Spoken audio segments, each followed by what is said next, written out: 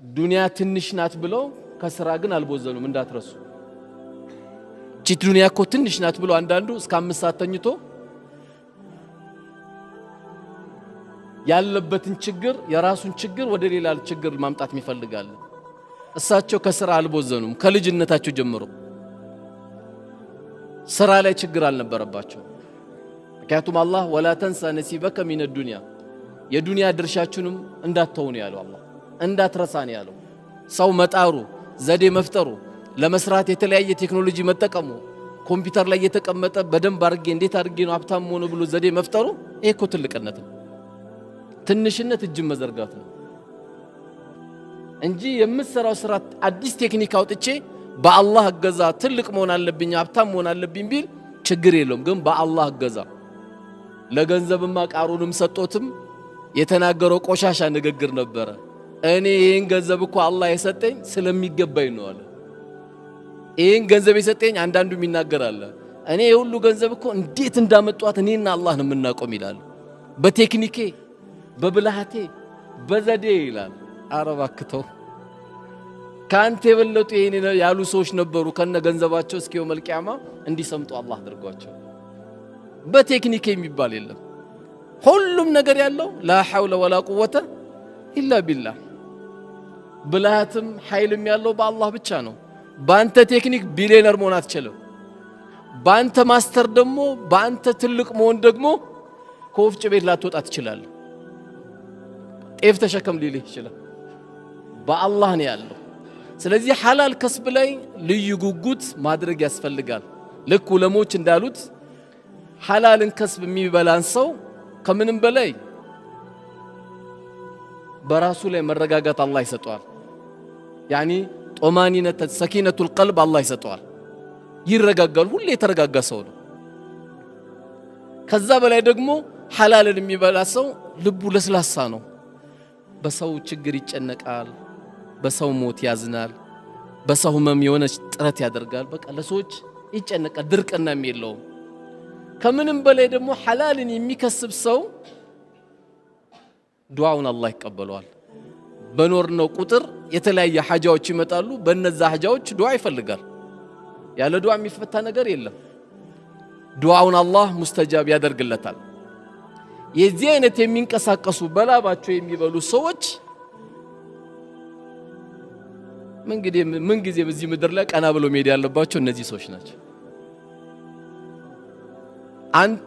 አንቺ በጥረትሽ የምትኖሪ በተቃራኒ ባልሽ በወር ደሞዝ እየተሯሯጠ የኮሚሽን ስራ እየሰራ ትንሽ ሱቅ እየከፈተ የቤት ኪራይ ለመክፈት እየታገለ ትምህርት ቤት ለመክፈል እየታገለ የኖረ ባልሽ ይሄንማ ቤት ሲገባ እግሩን ንጠቢው አንቺ ነሽ ትልቅ ባል ያለሽ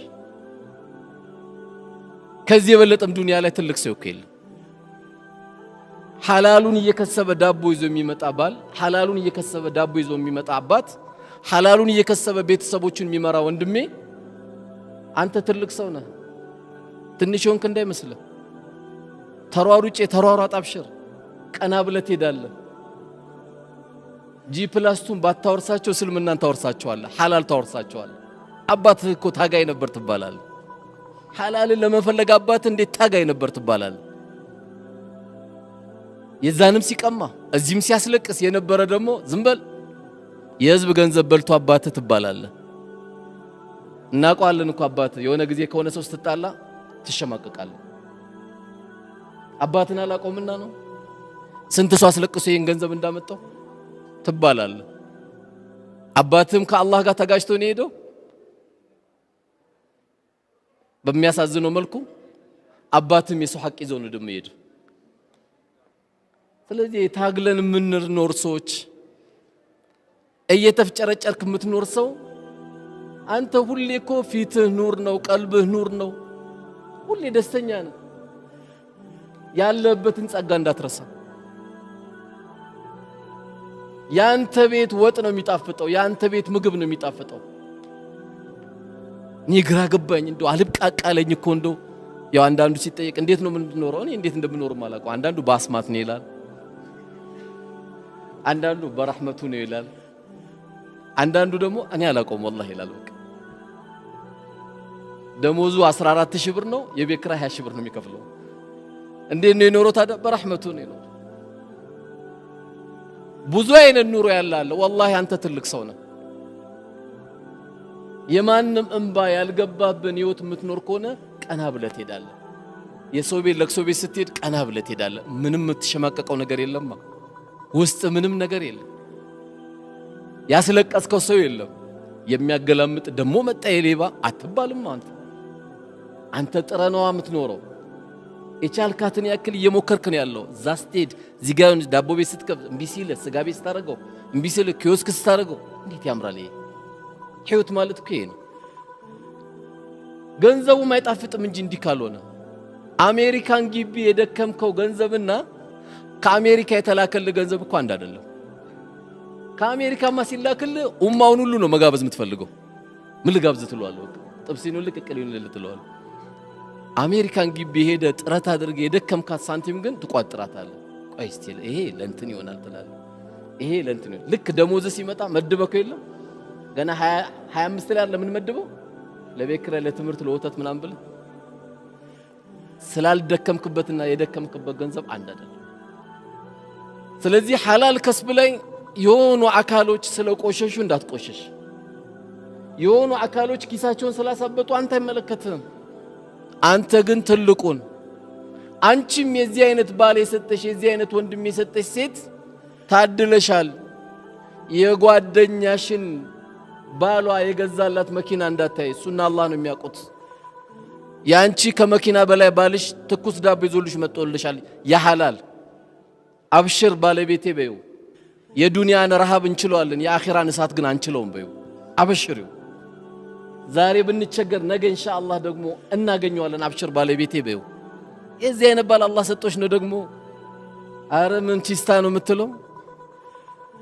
ቺስታ ነው እያሉ የሚያባሩ አሉ እና አባረሽ ልትሄጂ ነው። ባሪያ የሚያደርግሽ ባል ነው እንደምታረጊው። ይሄ እኮ ትልቅ ባልሽ ነው። ለባለቤቴም ለልጆቼም ሐላል ይዤ እየመጣ ያለ ወንድምሽ የልጆችሽ አባት አብሽር በይው።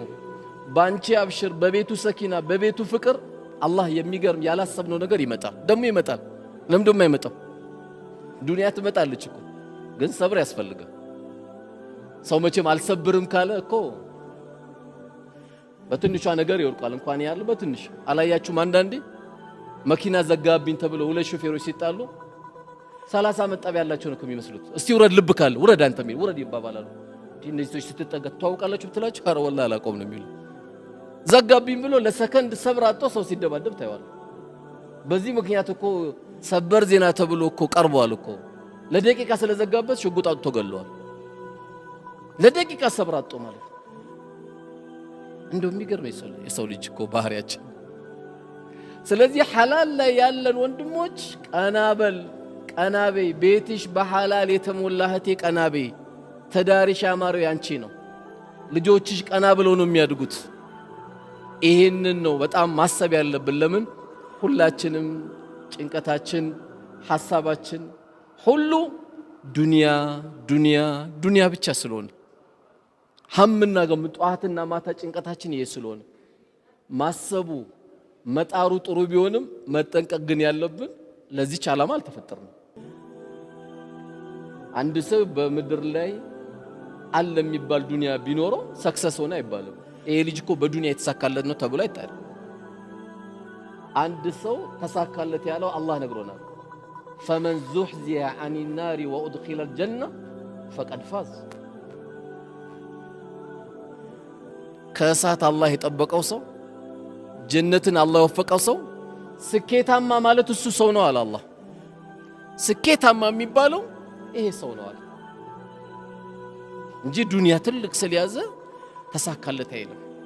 ስለዚህ ወደ ሌላ ነጥባችን ከመግባቴ በፊት ሐላል ከስብ ላይ ያላችሁ ወንድሞቼ በርቱ። አላህ ሱብሓነሁ ወተዓላ ባላሰባችሁት መልኩ በረካውን አላህ ያወርድባችሁ።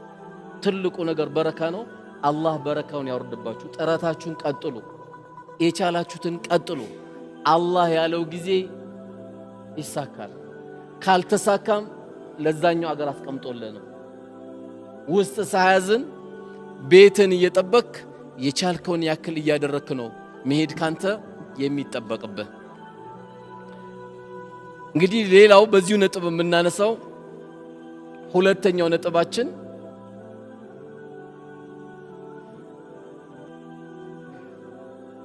አንድ ሰው ለቤቱም ይሁን ለአካባቢው ጥሩ መሪ በሆነበት ሰዓት ነብዩ አለይሂ ሰላቱ ወሰላም በሐዲሳቸው እንደነገሩን 7 አይነት ሰዎችን አላህ የውመል ቂያማ ከአርሽ ጥላ ስር ያደርጋቸዋል ብለዋል። ሰባዓቱሁም ዩዚልሁም ላሁ ፊ ዚሊ የውመ ላ ዚለ ኢላ ዚሉ። አሁን 7ቱን ላብራራ አይደለም። ከነዚህ መካከል አንዱ ፍትሃዊ መሪ ነው፣ ጥሩ የሆነ መሪ ነው። ይሄን ለምንድን ያነሳሁት? አንዳንዴ ሞባይል ሰርቆ የሚሄድ ብቻ አይደለም ሌባ፣ ወንበር ላይ ተሽከርክሮ ደግሞ በ30 ብቻ ፔሮል ፈርሞ ደሞዝ የሚቀበል አለ። በብዙ መስሪያ ቤት የምታየው የትም መስሪያ ቤት ስትሄድ ተቸግረ ነው የምትገባው። በኮንፊደንስ በ30 ፔሮል ላይ ይፈርማል፣ 40 ሺህ 50 ሺህ ይወስዳል። ሰውሌ ግን እዛ ቤት እያለቀሰ ነው የሚወጣው። አንደኛ በየትኛው መስሪያ ቤትና በየትኛው ሂደት መሪ ስንሆን የምታገለግለው እናትን ነው ወይ አባትን ነው ወይ ወንድምን ወይ እህትን ነው፣ ሌላ ሰው አይደለም የምታገለግለው። በየርክንበት ሁሉ ህዝቡ የሚፈልገውን ፍላጎት በስብሰባ ነው እየጨረስን ያለነው። እዛም ስትሄድ ስብሰባ ናቸው ይባላል፣ እዚህም ስትሄድ ስብሰባ ናቸው። በስብሰባ ደሞዝ ይበላል እንዴ? አሁን ስብሰባ ነው የሚያስፈልጋት እቺ ሀገር?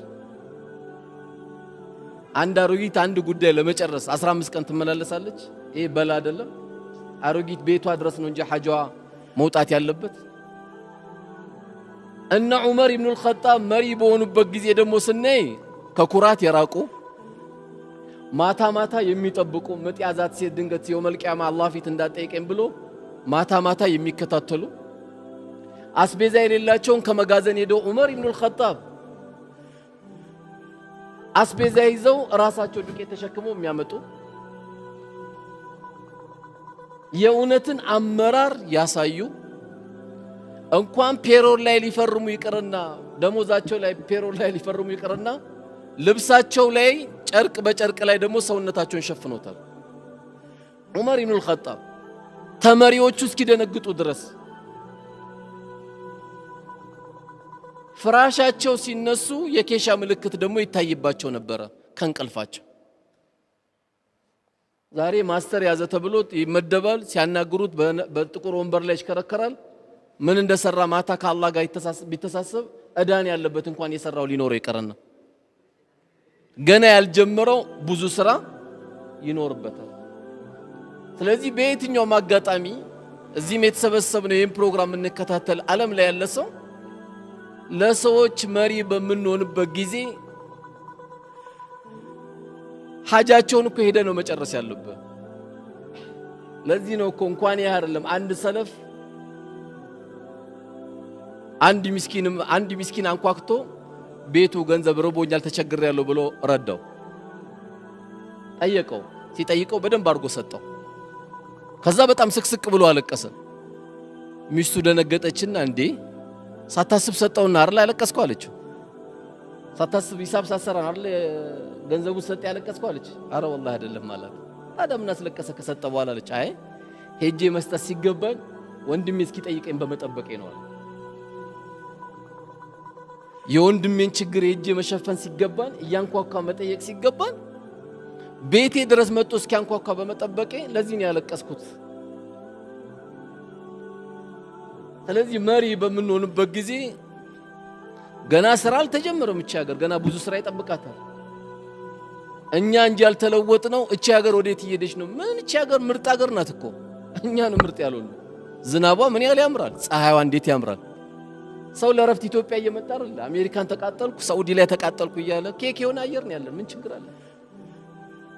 ኬክ የሆነ ሰው እንጂ የጠፋው ኬክ የሆነ አየር እኮ አለ። ምን ጠፋ? መች ሰራን? መቼ መሬቱን ነካ ነው? ከአዳማ አሰላ ስትሄድ፣ ከአሰላ ባሌ ስትሄድ ከወልቂጤ ጅማ ስትሄድ መሬቱ መች ተነካ? እያንዳንዱ ገና እኮ ይጠብቀናል። መሬቱ ገና ቁጭ ብሏል እኮ ድንግል መሬት ነው እንዳለ ያለው።